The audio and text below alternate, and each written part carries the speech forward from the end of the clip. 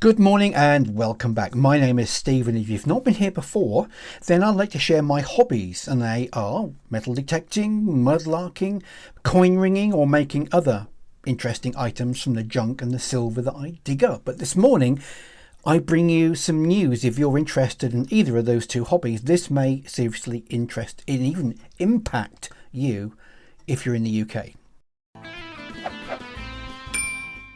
Let me just read the headline to you. This is on the BBC website, which appeared in the early hours of today, Friday, the 4th of December. The government is to redefine the Treasure Act, the treasure finds in the UK. Plans aimed at protecting newly uncovered treasure have been unveiled by the government. Changes to the 1996 Treasure Act will see artefacts defined as treasure if they are of historical or cultural significance. Now think about that. Currently the Treasure Act is very specific. Now it's very subjective, not objective, if they get their way, because anything that the British Museum considers to be of historical or cultural significance, anything. I'll continue. They are intended to ensure that significant artefacts do not get lost to the public and will instead be able to go on display in museums. Well, that's okay. Problem is, when our artefacts that we surrendered to the government, to the PAS, the British Museum, under the Treasure Act 1996, go to museums, we know because of the Freedom of Information Act, that they sometimes sell these items which they've paid us a pittance for as a reward value, and the treasures are lost to private collectors anyway, who have got big pockets. So they won't always go not lost and be on public display in museums. We know that's not always true. In fact, I've got items in my local museum which have never been on display and probably never will be. They've told me that. So why acquire them? The move follows the growth in popularity of metal detecting. Yep, well, we knew that was coming. It is exploding. I made a video about that. Under the pre-existing rules, objects are classified as treasure if they are found to be more than 300 years old. And for those of you who don't know, because you're not part of the UK Treasure Act and you haven't got the book, excuse me, I've got my own copy because I was trained by the British Museum in the Treasure Act as a voluntary recorder. More about that in a minute. So they're classified as treasure if they are to be, or suspected to be, more than 300 years old. But they have to be made of gold, silver, or found with artifacts of precious metals. So in other words, there could be an object in with gold and silver that's been found, but it's not gold and silver. Because it is with it, it becomes part of the treasure trove. I understand that, and most people do. Now, the Department for Culture, Media and Sport said that the number of Roman finds in the UK have not met the current criteria for the definition of treasure. Yeah, I understand that.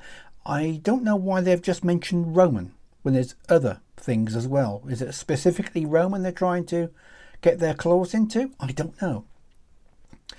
The search for buried treasure by budding detectorists has become more popular than ever, and many ancient artefacts now see the light of day in museum collections, said the Minister Caroline Dinenage.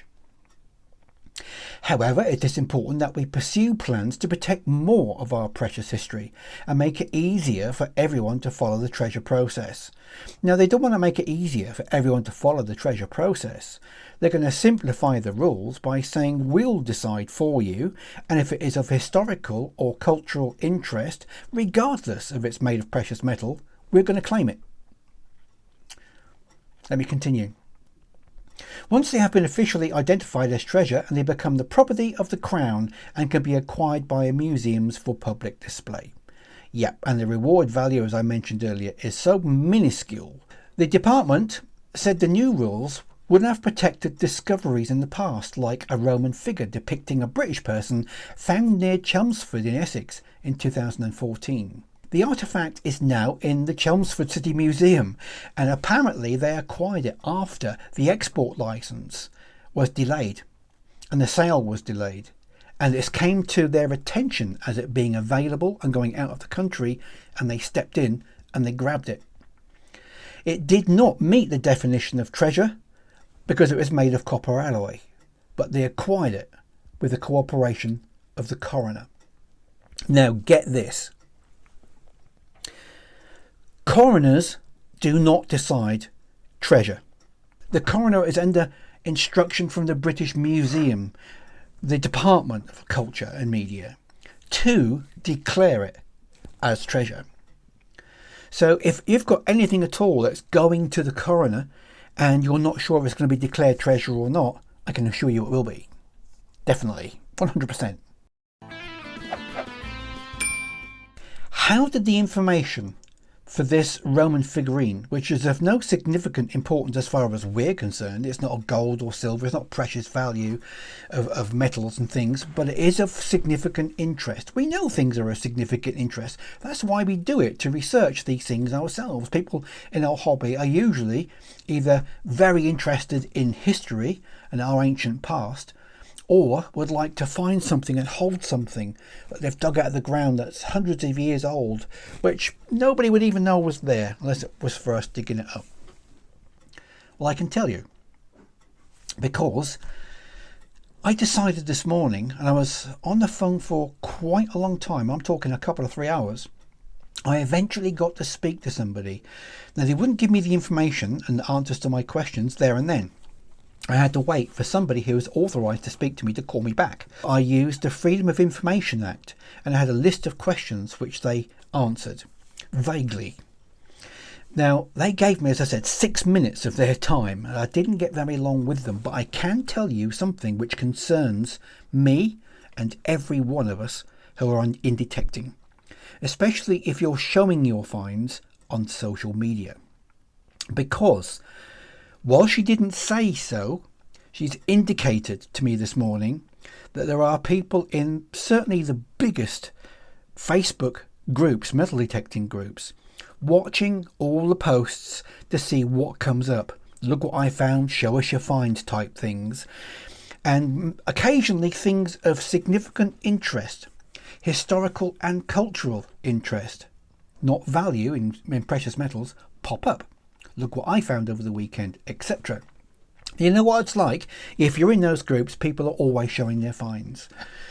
Now, this is supposedly why they want to change the law and alter, refine, if you like, the Treasure Act, so that the finds in the UK can be claimed by the British Museum whether or not you rebel and turn rogue and decide not to show your finds anymore to your FLO, your finds liaison officer for the Portable Antiquity Scheme, because they're going to be watching Facebook groups.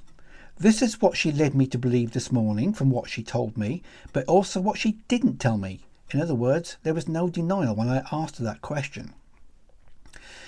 So if you have any serious concerns about this and it affects you, or possibly may affect you in the past, or if you post your finds in groups on Facebook or other social medias, this could have a detrimental effect on you, not just the hobby and all of us, but you personally as well.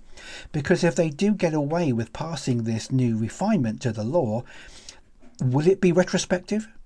Will they be able to go back? Will they be given time under the new law to go back 12 months, 24 months longer and retrospectively claim the finds that you have posted on social media? I don't know. That's the bit they will not confirm. But it does sound to me as though that is where they're getting their information from. And they realise, because of the number of groups and number of people that are growing on social media, showing their finds, this is becoming out of their control, and they want to bring back control to the British Museum and to the Department of Media and Culture. So we are in serious trouble at the moment, and this could be another nail in the coffin. But answer me this: will you turn rogue if that's what happens? Will you turn rogue? Will you stop showing people what you found and declaring it to the Portable Antiquities? Don't tell me personally, because I don't want to know. But if you're in this hobby, if you are in this hobby and you're interested in this subject, then leave a thumb, because I want to see how many metal detectorists are actually reading and watching this. And I'm going to leave a link to that BBC website and the article in this video description. Please share the video. Please get everybody to read it, watch the section on the BBC News website, and leave a comment. Also, have a read through some of the other comments you may see there, because it could spark off some interesting conversations between different people. Whether you agree or whether you don't agree, doesn't matter. We are in this together. It's us, possibly against them, the department, and we need to work on this together and not fall over about anything that is posted in the comments, whether you agree or not. So thank you for being with me. Please share the video, and I hope to see you again soon, and have a really good festive season and happy hunting. Keep safe, that's more important.